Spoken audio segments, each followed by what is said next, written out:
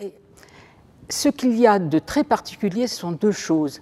D'une part, la voûte complète les rétables. L'église est toute petite, très basse, donc pour faire une décoration, il n'y avait plus de place. Et vous connaissez, tout le monde connaît l'histoire de Saint-Égonette qui a rehaussé ses murs. Ici, non, on n'avait pas l'argent pour rehausser les murs et sans doute pas la volonté.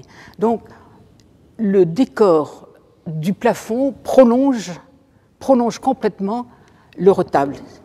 Et on le verra très très bien ici. On a un retable de la donation du rosaire, et au-dessus, qu'est-ce qu'on a? On a des anges qui prient.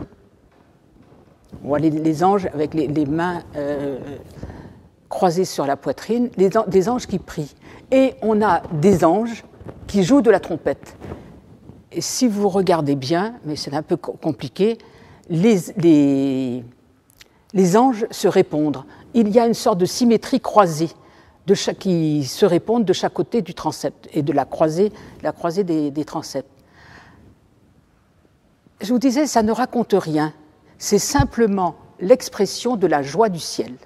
Ils chantent, ils jouent de la trompette plus exactement, et puis ici, au-dessus du chœur, on a une volée d'angelots qui portent des fleurs, qui dansent, qui portent beaucoup de bouquets de fleurs. Il y en a quelques-uns qui sont épuisés par la lourdeur de leurs tâches. Dans tout ce que vous avez ici, il y en a un petit qui dort, là, qui s'est endormi. Et puis, celui-là qui est complètement épuisé.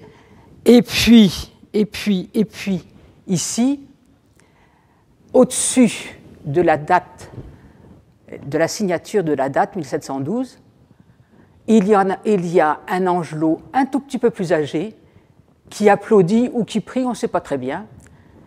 Et puis il y en a deux autres qui sont absolument étonnants. Ils sont un peu plus âgés. Ce ne sont plus des angelots, ce sont déjà des ignatius qui comptent sur leurs doigts. Alors, est-ce que c'est la démonstration théologique 1, 2, 3 ? On ne sait pas. Ou bien alors, ça peut être aussi, ils comptent le bénéfice que le peintre aura retiré de ce travail qui a dû être assez colossal. On ne sait évidemment pas combien de temps ça a duré, sans doute plusieurs mois. Les dalles n'ont pas de signification précise. Ce sont les anciennes dalles qui recouvraient les tombes des morts de Locquirec.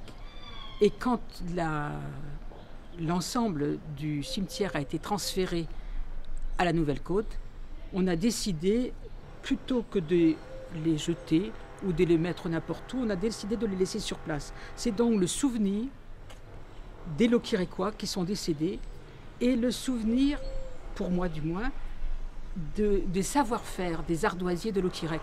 N'oubliez pas qu'on vous a dit et redit que c'est un pays d'ardoisiers. Et il y a ici de très belles, la plus belle est à l'intérieur de l'église, mais là vous avez une très belle dalle dont l'inscription est en léger relief.